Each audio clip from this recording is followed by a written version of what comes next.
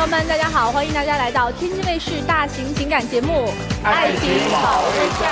打开微信搜索“爱情保卫战”官微视频号，并且添加关注。每天晚上8点到10点，我们都会开直播，我们的情感导师都会在线帮您答疑解惑。那接下来我们掌声欢迎今天来到节目求助的2组嘉宾登场，欢迎他们。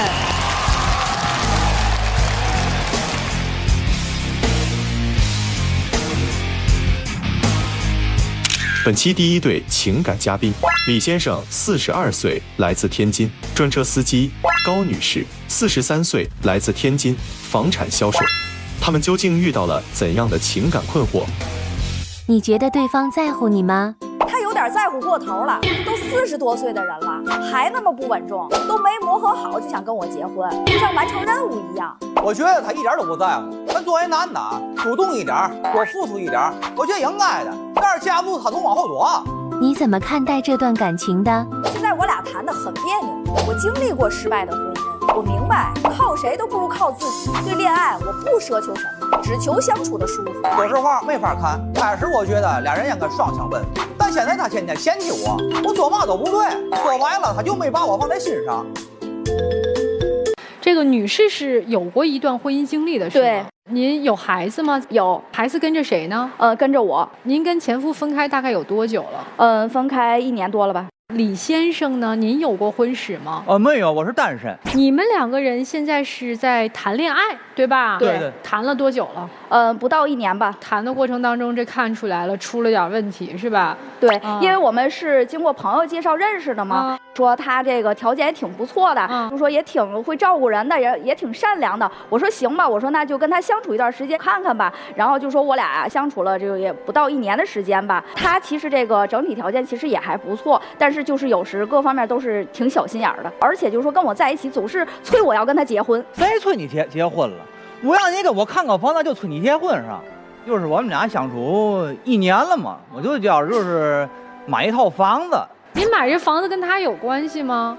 他说要买婚房，因为我是干这个房产销售的嘛，他就说让我去做主决定这个房子。但是毕竟就说这个买房这个事，他不是说轻易决定。首先我俩在一块儿现在不到1年的时间，我认为就是谈婚论嫁有点太早了。我没说让你立马跟我结婚，只让你给我看看房子，你怎么就推3阻4的呢？那看房你让我决定，说白这买房它不是一件小事，你说买好买坏我最后落埋怨。而且我当时我跟他说了，我说把同事推荐给你，他也不行。咱俩已经双方父母都见过，没有意见了，咱俩也快到结婚的时候了，对不对？往后的情况下，你结婚再买房，那不来不及了吗？所以等一下，男士，那你这就是在催婚嘛？我没有催他，那这就是一个行为嘛？我就是感觉他在逼婚，对，就是总是跟我提婚房这事儿。我俩现在不到1年，时间太短了，就怎么就非得要跟他马上就去买婚房呢？我跟你说，他跟我相处，不跟我以结婚目的为形式，他是有别的人了。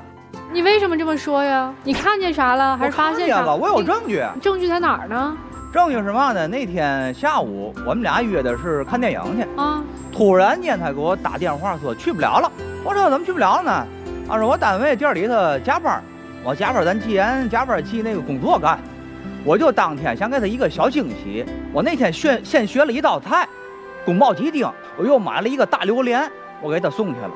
到他单位打电话。不接，我就进他店里了，不在，和人出去了，我就出去，我坐车里等他跟一个男的，哎，有说有笑的啊，哎，还这样拍人家就是我一个同事，不是他看见他就在这瞎定义。他这个人知道吗？干销售的，他一说话跟那个嘴跟机关枪一样，嗖，你根本插不上话。我当时我想下去，这功夫呢，跟人上车走了，我给打电话不接啊，待会儿。我又打，得有5个，第5个接了啊！我跟你说完了，我加班，我在店里了，你撂了。我就想这事儿不对呀，你跟我在店里头了，你跟别的男的出去了，对吧？我就在那儿，我就车里寻思，待会儿他们那店员从，我就归去侧面我这一打听啊，他确实跟那男的有暧昧关系。人家就是我一个同事。当时他没有发现你。你没有发现他？我没有发现他，所以你撒了个谎，说在店里，其实不在嘛。对，因为是什么？他平常就是干什么事儿都特别小心眼儿，就说因为我工作当中，你说肯定会有异性的同事，对吧？不是那个，不是，我想问一下，因为你不诚实，你要欺骗我。2个人的相处是嘛呢？得有那个。李先生，那个店员怎么跟你说的？那个店员就说，他那个男的确实对他有意思，也是单身，然后总给他送暧昧，有的人给他买秋天地呗，奶茶呀，买咖啡呀什么的。就这件事，他找我的同事，您猜他怎么着？他找我同事，他请人吃顿饭，去套人家话去，问人家。其实我跟人就是同事关系。我不是特意请人家吃饭，是当天凑巧了，我说有点事儿问问您嘛。那或者说你这同事没说实话。我的同事是认为什么呢？就是说，可能我和那个同事，我们经常会就是说沟通这个客户的一些信息以及房源的信息。首先，你同事知道他是你男朋友吗？他打听的那个知道，然后剩下的就是说，因为也不是所有人都知道他，都见过他。他说的2个细节是真实的吗？是，就是你跟他的。当时跟那个男同事，对我确实因为我那天跟那个同事的要去见一个客户，所以我等一下不用解释这些事儿。所以你的同事明知道他是你的男朋友的情况下，还在告诉你男朋友这个男的跟你有暧昧关系。对，就是而且我那个同事就说他把这个坏话传到同事的嘴里，就是现在也弄得我挺不好的。所以你这个同事不是个好人。我认为他是，就是因为是什么呢？他所看到的人家男同事给我东西是什么？因为我们互相之间有帮助，对吧？可能有时为了感谢会给一些东西，这都很正常，对吧？就是正常的关系。很简单，这个男同事是在追你吗？这个他追不追我不知道，但是我们就是很正常的关系，什么出格的行为也没有。所以就是你觉得这个点让你挺不舒服？对，就是说感觉控制欲很强，就是什么事都要盯着我。他身上还有什么让你不舒服的地方？就是有时候，同事去聚餐什么，他也会盯着我。你怎么不说全了？你别掐头去尾行吗？你说全，你说全。那次他告诉我跟同事聚餐，然后晚上唱歌，我觉着10点了，对不对？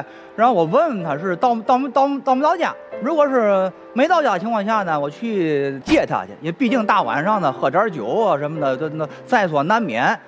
我也不是说那个管得特别严，你告诉我一遍不就完了吗？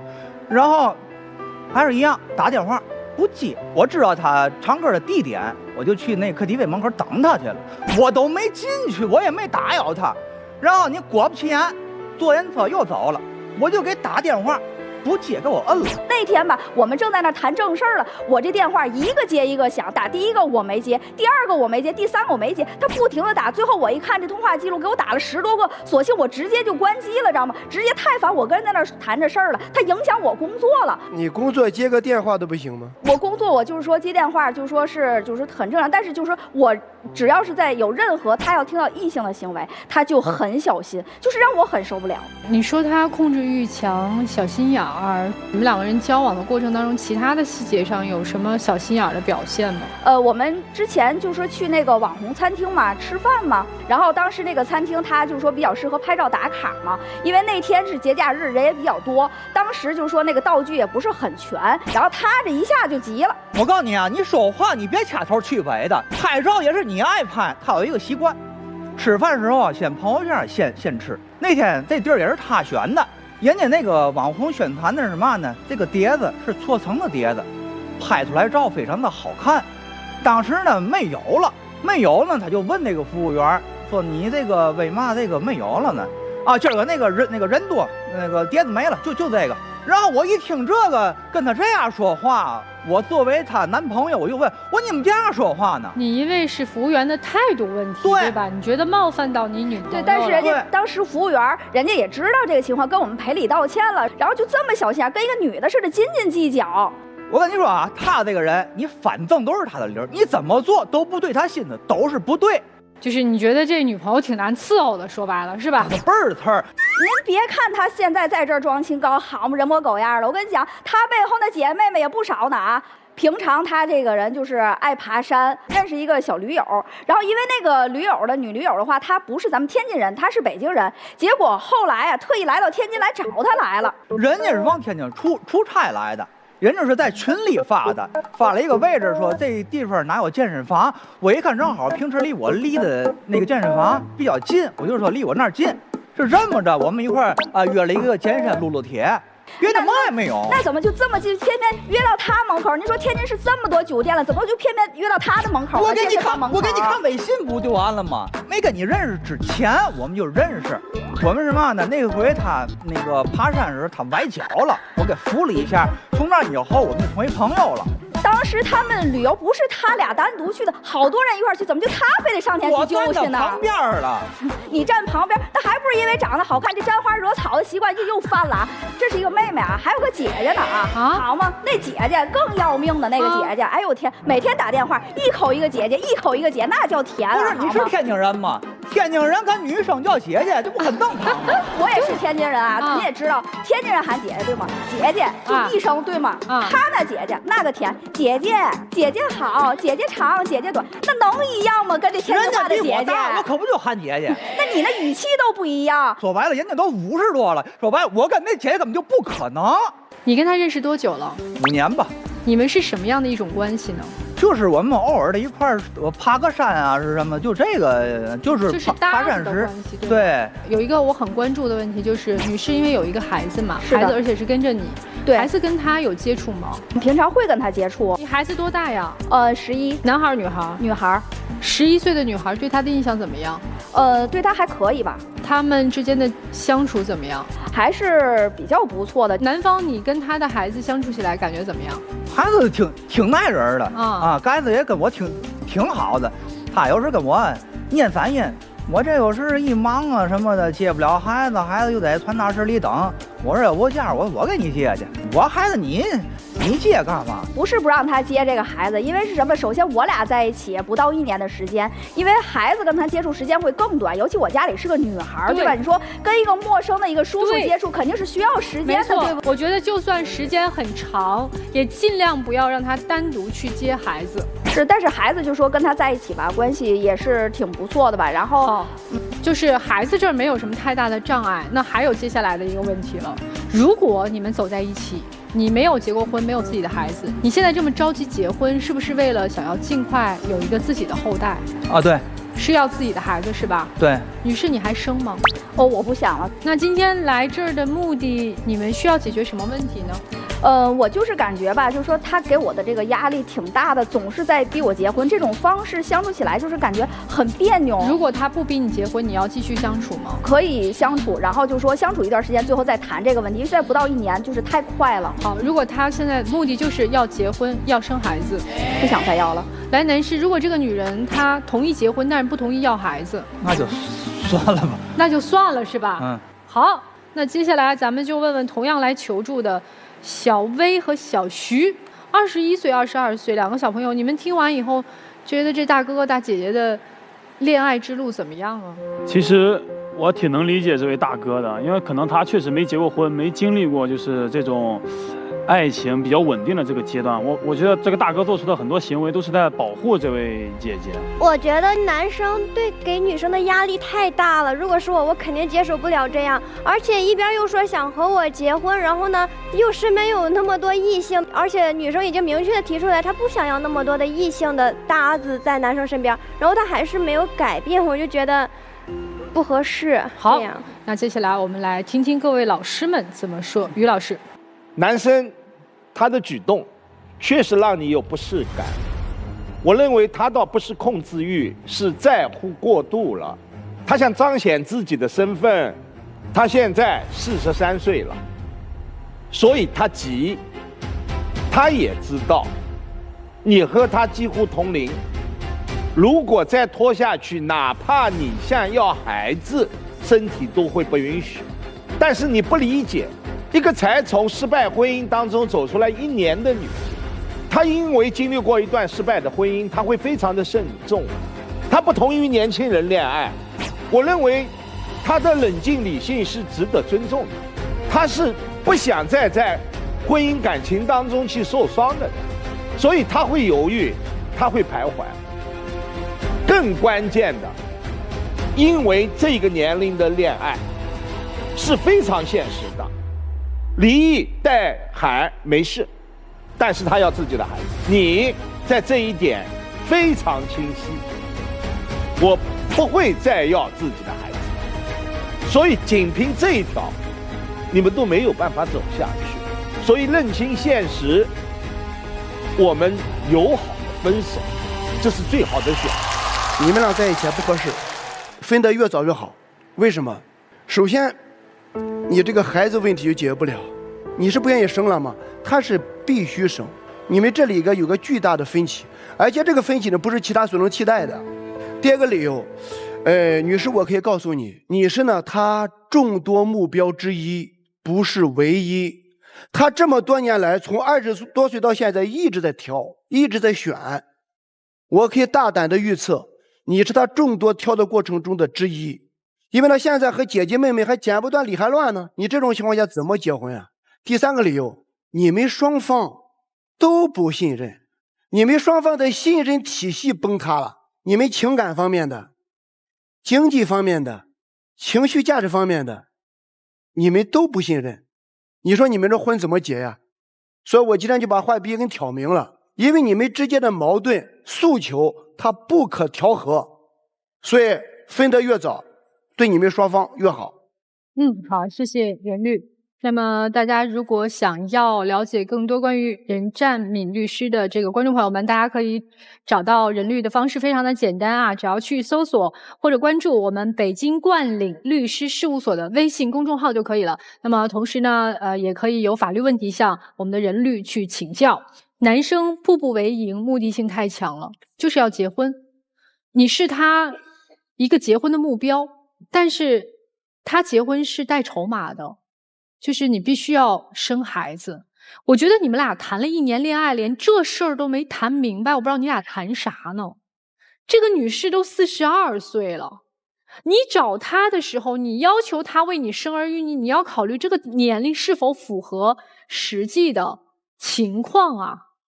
40多岁是高龄产妇，能不能生还是另外一回事儿。那如果结了婚之后他也愿意生，结果发现身体不允许了，你再一脚给人踹了吗？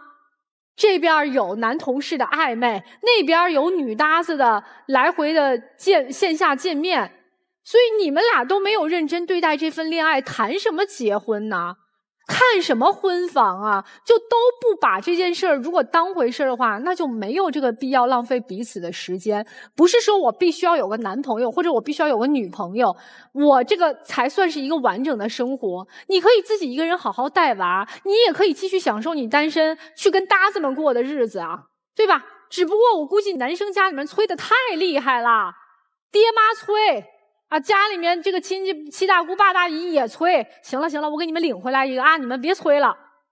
他不就是个枪靶子吗？所以张嘴就来说这种编这种瞎话，就是这个女人她也没咋走心，所以呢她爱信不信，爱听不听的，就左耳朵进右耳朵出，也没当回事儿。要不然的话，就这些事儿，你们俩的哪一件拿出来作为一个正常男女朋友能忍？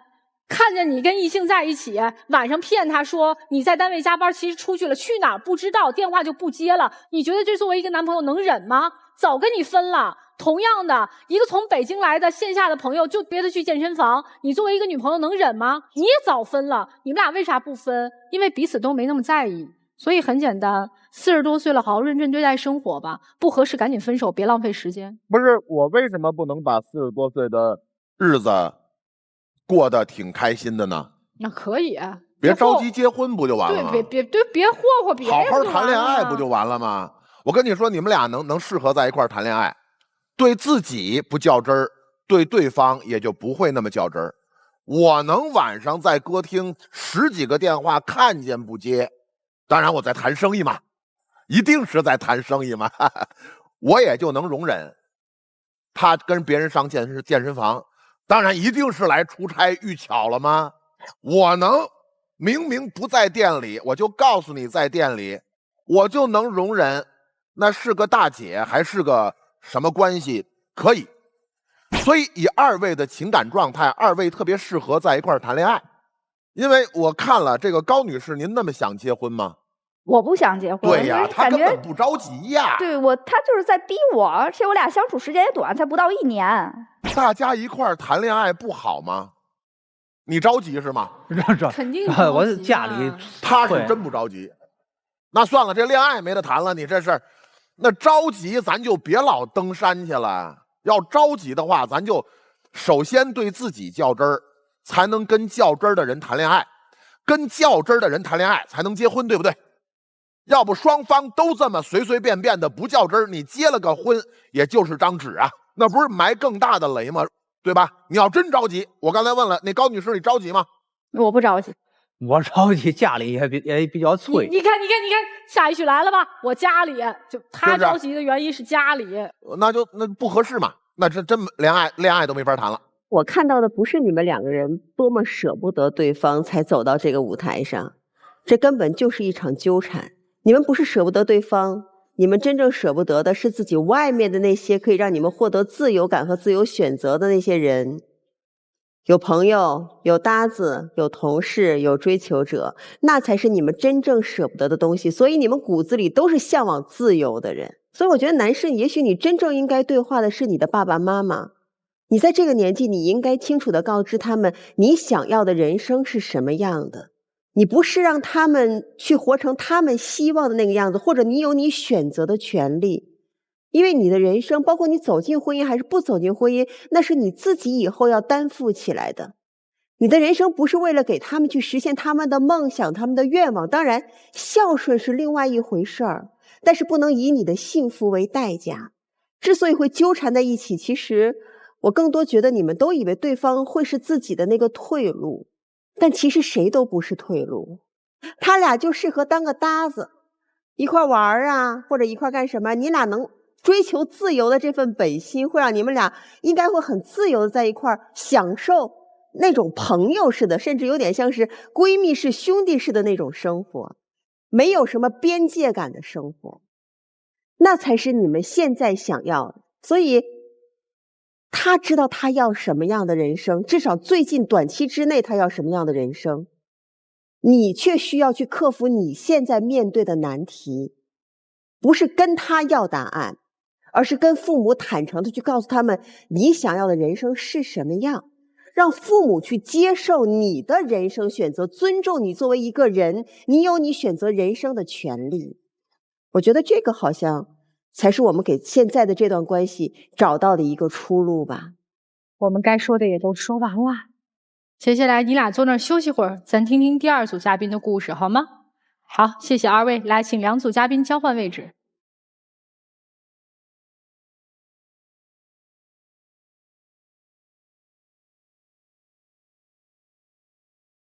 本期第2对情感嘉宾，小薇21岁，来自山东，学生；小徐22岁，来自山东，学生。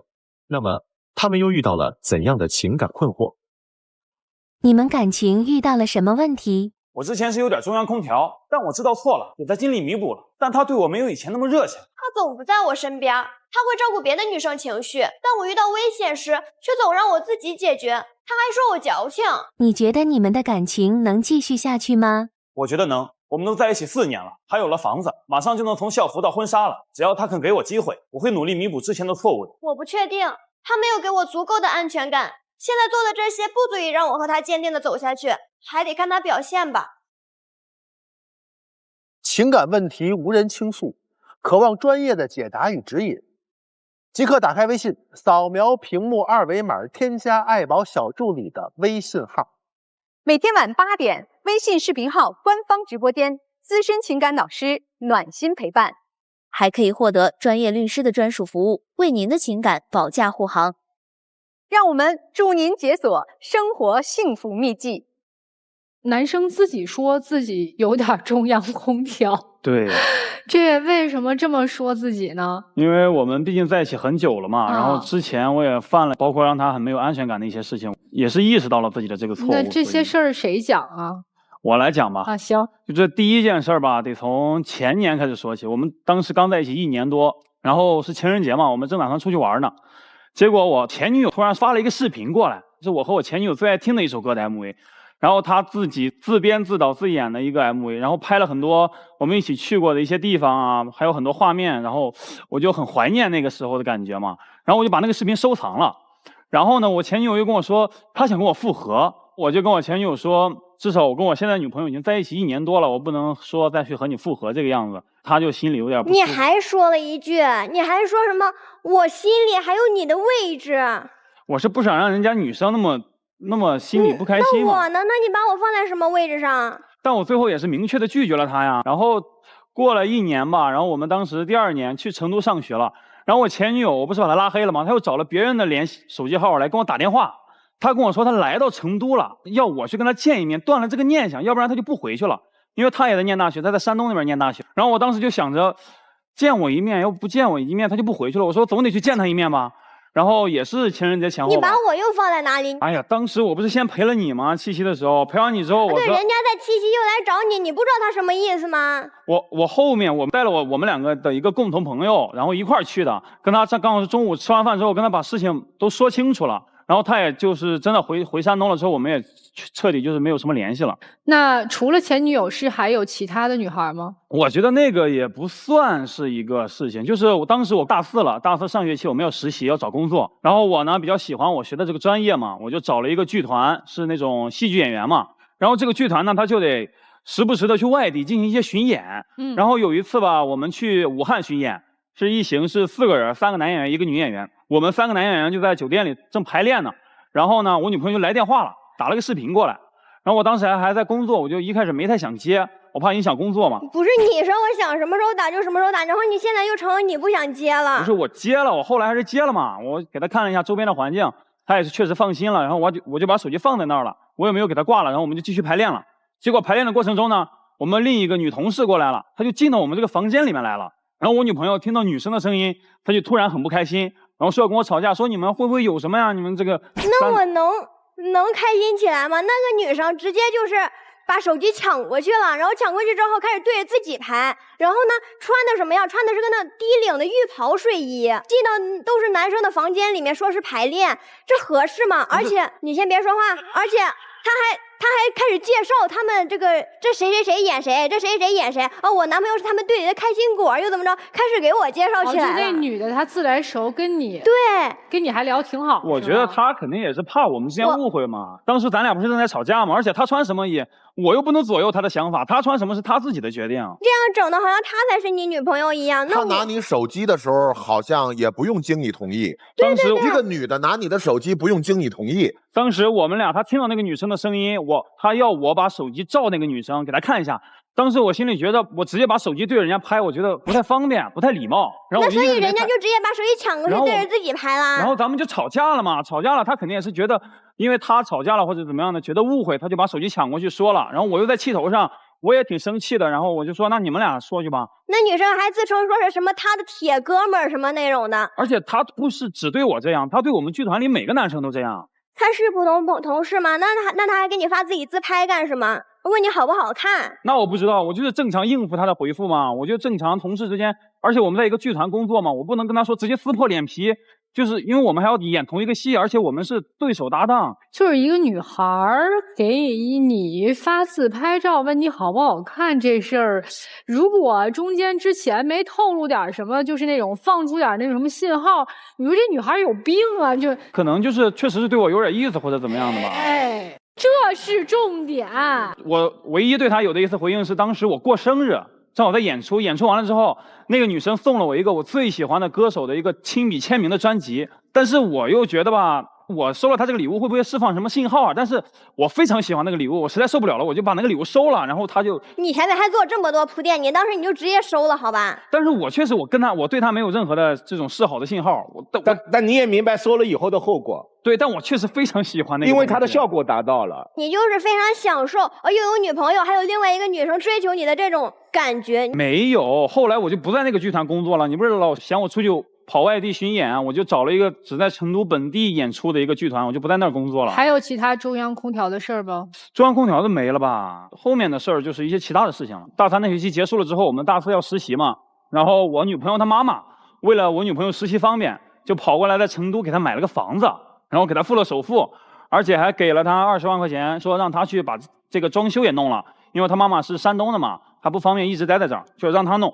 然后他心里他要让我来出这个装修的钱。你不在这儿住吗？你不在家里面住吗？这不是我住不住的问题，我觉得这是你妈买给你的个人财产，而且房产证上写的也是你的名字。你说让我来弄这个装修的事，那咱俩都在一起那么久了，那我想看你们家有点表示还不行吗？如果我们以后真的结婚了，真的订婚了，房子车子我们家肯定都会出的。这是你妈买给你的，让我来出这个事情，它不好弄，你知道吧？是这样的，这个房产就是肯定是女生的个人财产嘛，你在她房子上装修这些材料啊，你肯定拿不走嘛，所以说这个装修就属于这个女方所有了。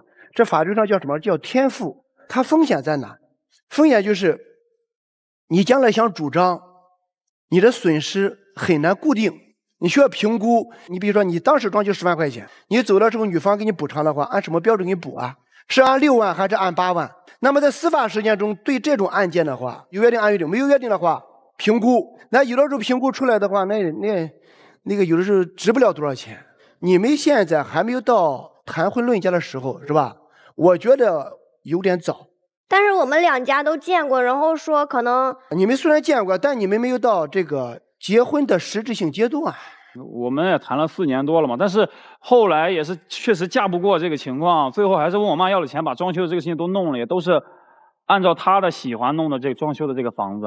然后这个事情就我觉得他好像是在试探我，他是想跟你有一些共同捆绑的东西。对呀，我们不是说好了，然后说2家都要马上就要开始弄订婚的事儿，然后你又开始这个样子。这毕竟是你的私人财产，我觉得我掺和进来，事情就很混乱。你俩对于未来的生活有什么计划吗？比如说什么时候要结婚呢？就是明年22岁，我对到法定结婚年龄了，我打算明年毕了业的时候就订婚，然后订婚，但是我们2个都不太想早结婚。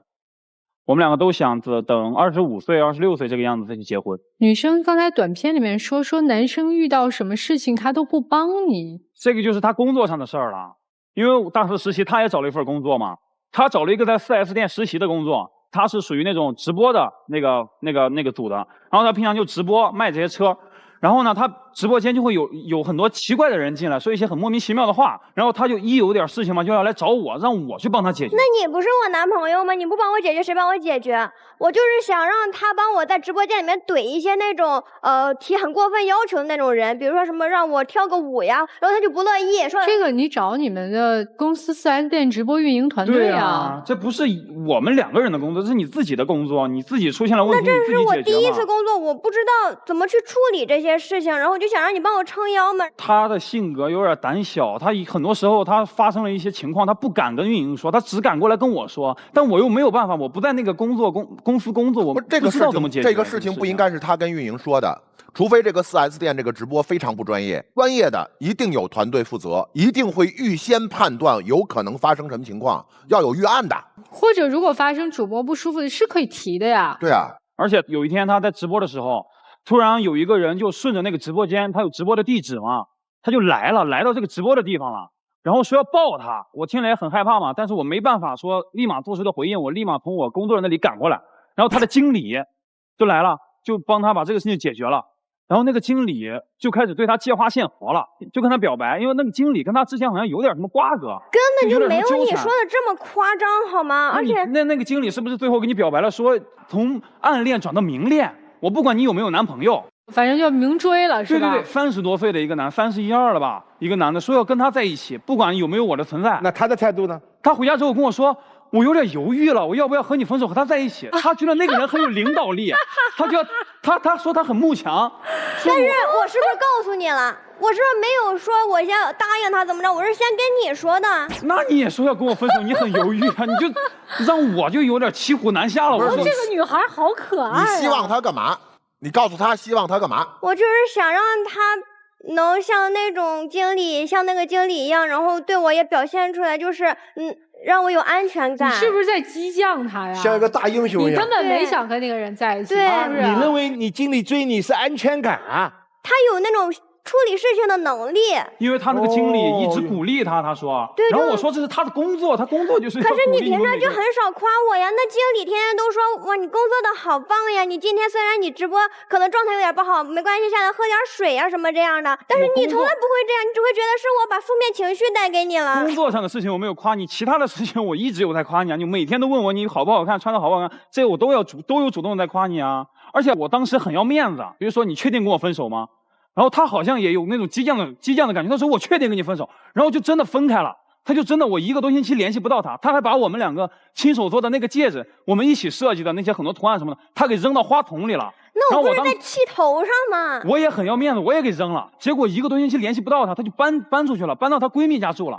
然后我当时也联系不到她，我就跟她闺蜜说，我问她是不是在你那儿住，她闺蜜跟我说不在那儿住。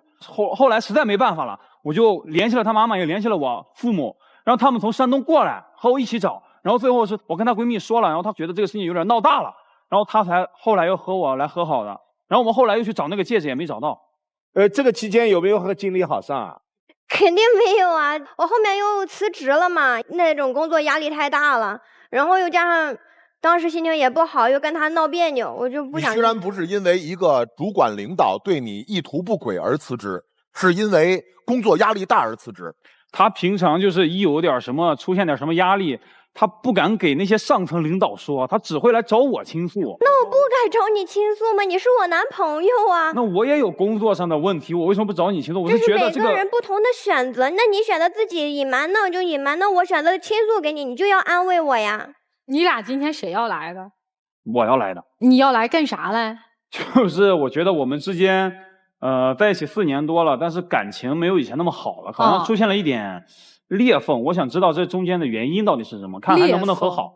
那你对于你们这段关系还有信心吗？我不知道，就是我心里也很矛盾。你是想要分手了吗？其实还是没有那么想分，但是又心里很难受，就是过不了那一关。就是之前他做的那些伤害你的事儿，其实这么长时间一直都没过去，是吗？但分手呢，又没有办法割舍下这份感情。是的。其实我是打算明年毕业的时候，就打算拍一个订婚的照片，因为当时我们毕业会穿学士服嘛，我就打算拍一个学士服的那种订婚照，到时候毕业典礼约一个摄影师过来，然后我打算就跟他拍一组那种照。你现在说这些，我都觉得像画大饼。那要是真的到了那个时候，你会跟他订婚吗？有可能吧。我也不知道。好，不为难你了。所以今儿来，男生其实就主要一个目的，就问问说怎么修补这个裂痕。他也知道这个裂痕在，也感受到了，不知道该怎么办，怎么修补。那接下来我们先来问一下今天同样来求助的李先生和高女士。我感觉就是说这个妹妹长得就是那种挺甜的啊，就是那种特别可爱，应该她是需要足够的安全感的。我也希望男生以后的行为应该就真的是让她有一种安全感，她毕竟是一个小女生，多关心她一些，让她心里能踏实一些。我觉得这个兄弟对这个妹妹付出挺多的，就差不多得了。你要是真爱她的话，给她个机会。机会是相互给的。男生面对前任渴求复合，你的回应是我心中还有你的位置，这是真实的，不是演戏。你说自己曾经是中央空调，不管是浴袍女也好，礼物女也好，你心里是非常清楚的，你是自己漠视了这个边界感。对女生来说，男生长得很帅，也很出色，你喜欢，其他的异性同样会喜欢。他今天说我改，我在努力的改，因为他还没有踏上社会，以后踏上社会以后，他遭遇的诱惑会更多。我可以断言，你能不能做到常在河边走，就是不湿鞋，你自己都保证不了自己。女生也是同样，面对自己有恋爱对象的状态，你的经理公然向你示爱，你居然会犹豫，因为你看重的是他的成熟能力。那么也同样，今后你走上社会，你会遇到非常多的出色的男人，有能力的男人，有财力的男人，甚至是综合优秀的男人，你同样抵御不了。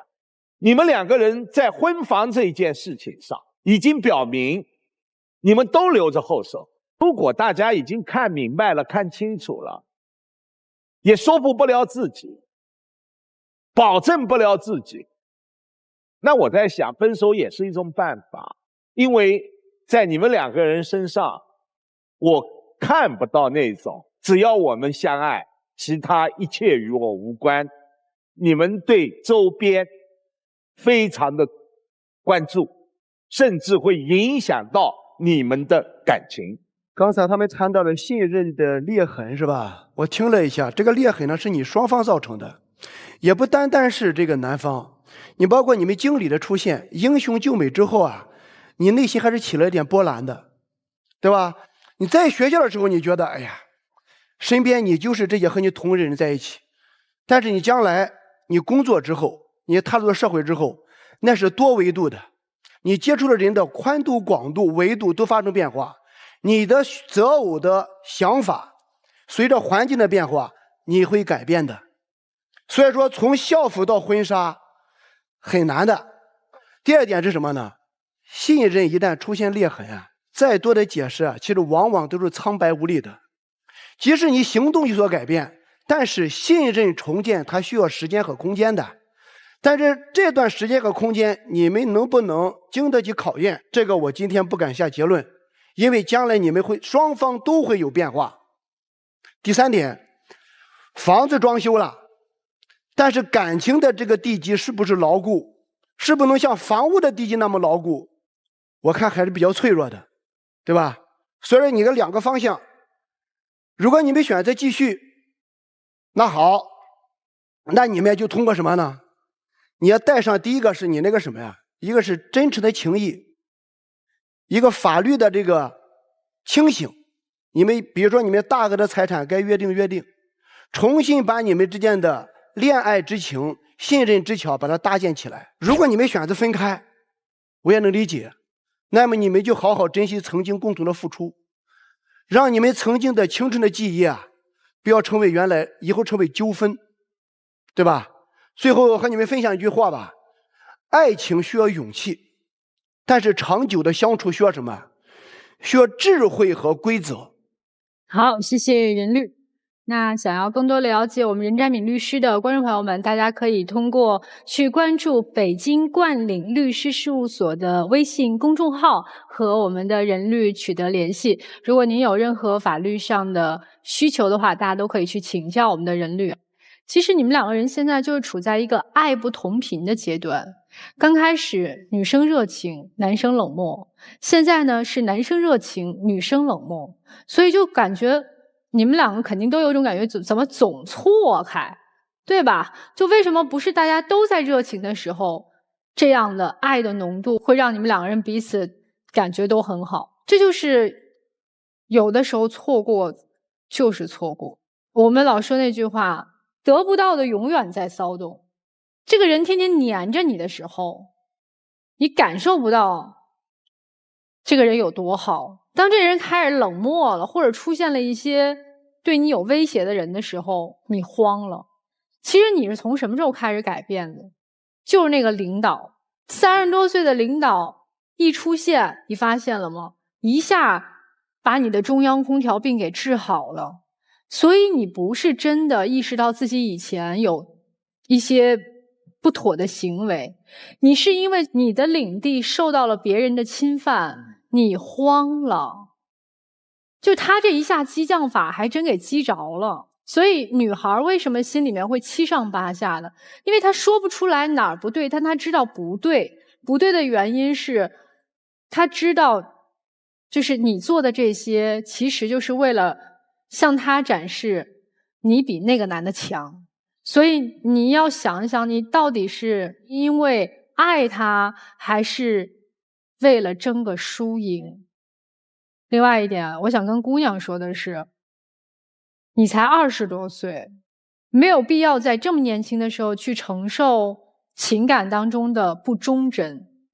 我觉得在谈恋爱的时候，如果你就开始去接受一个男人游走在异性边界的时候，就一直在忍，那么未来你即使不跟他在一起，你重新去寻找感情，你也是满身伤痕，就是你会对于情感非常小心翼翼，因为你的原则和底线在你20多岁的时候已经被破掉了。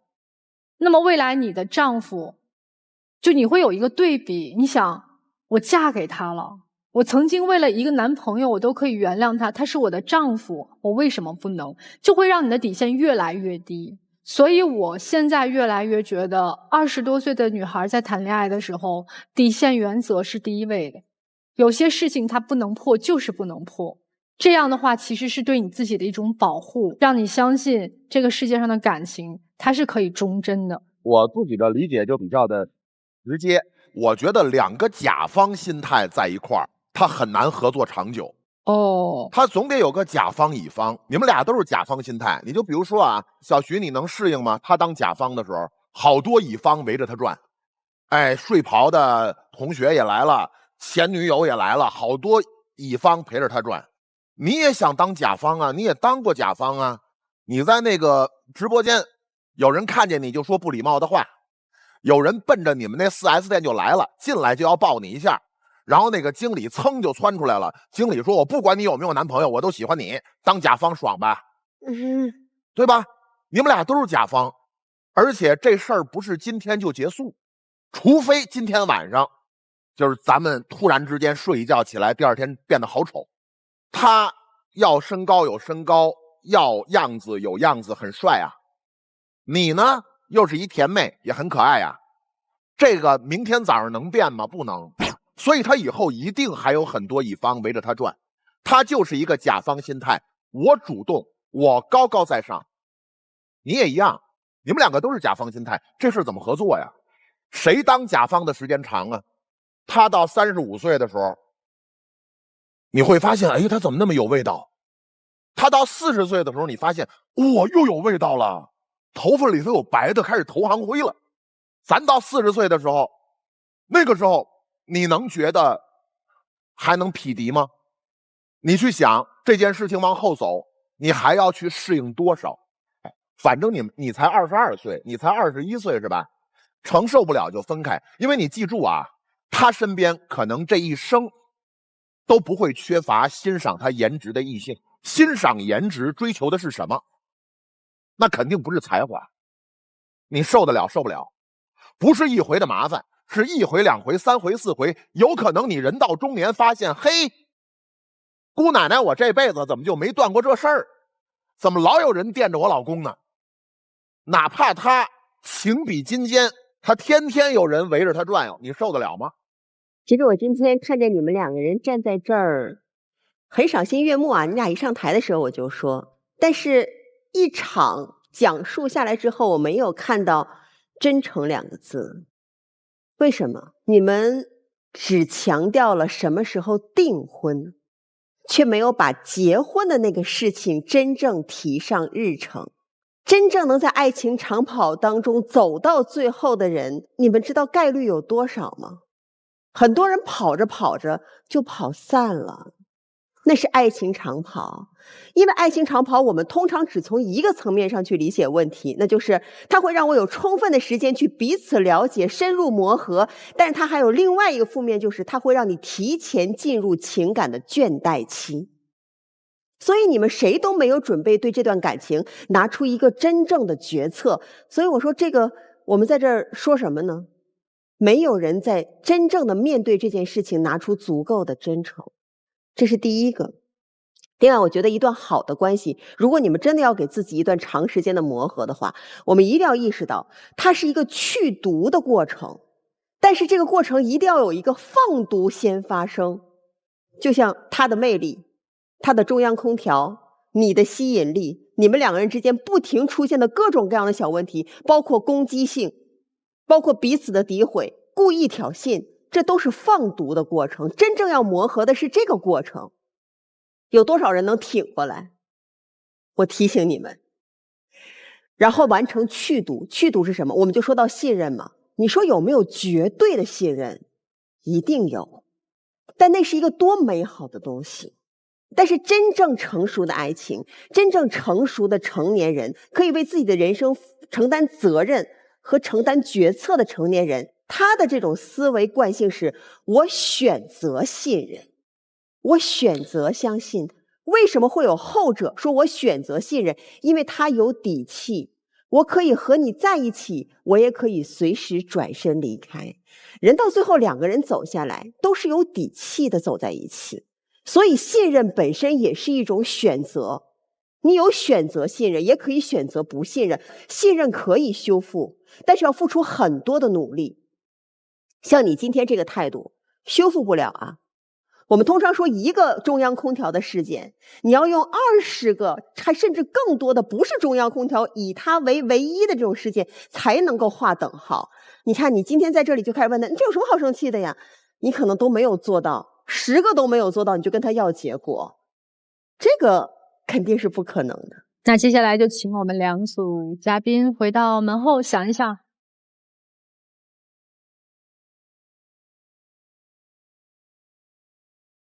那么开门之前要提醒一下电视机前的观众朋友们，欢迎大家登录优酷视频、腾讯视频收看节目的完整内容。登录微信搜索爱情保卫战官微视频号，并且添加关注。每天晚上8点到10点，我们都会开直播，我们的情感导师都会在线帮您答疑解惑，欢迎大家和我们连线。那看看我们今天第一组嘉宾是否会出来啊？来，3、2、1，起开门。那是不可能的，不可能的。这个门槛逾越不过。我都害怕他俩出来。对。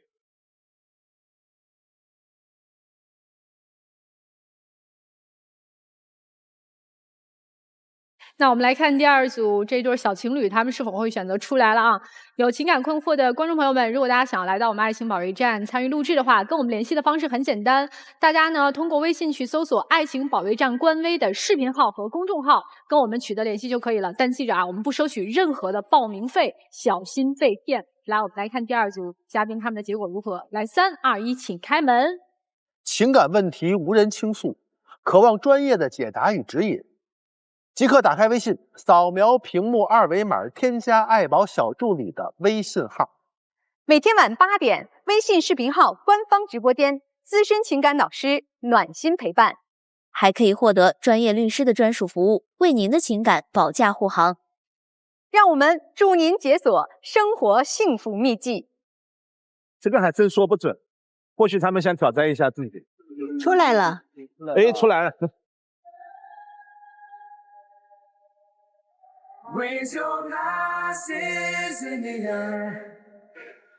出来是被拽出来的是吗？你要不乐意，我们现在能把门打开，你能回去？没有啊，没有。还是想再试试吗？试试啊。如果这个裂痕还一直在的话，怎么办呢？我觉得以我的这个坚持，我首先对自己已经是非常肯定了，所以我坚持，我一定要就是和他在一起。我觉得可能之前那些错误确实是我的，我会努力更改，不管他现在对我什么态度，都能接受，就是看需要多久时间嘛。我补充一句，如果你们的这段爱情真是一段长跑，到最后散了，一定是一辈子的伤痛，所以最好好好走下来。对呀，男生，如果你能挑战成功，也像个男人。好，我们就不多说了。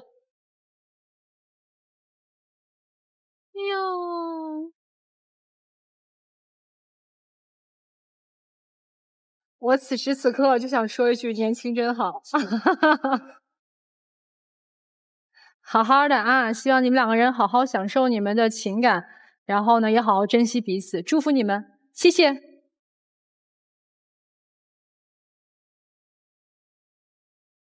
男生长得真很帅，女孩也长得也漂亮啊！这个男生帅，我还是我们对他一点都不差，好吗？好，那接下来呢，让我们一起进入婚恋新说法。公婆10多年前全款给我和老公买了婚房，写的我俩的名字，现在要离婚了。公婆说这套房不是赠与，是借给我们的钱，现在让我把钱还给他们，我该怎么办？这是典型的赠与变借贷争议纠纷。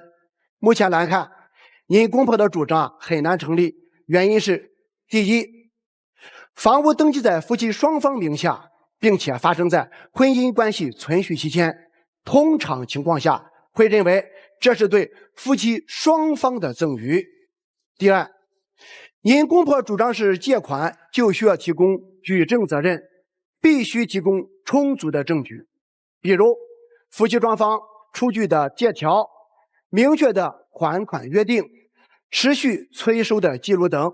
总之啊，仅凭你公婆的单方陈述，在司法实践中，他的主张很难得到法院的支持。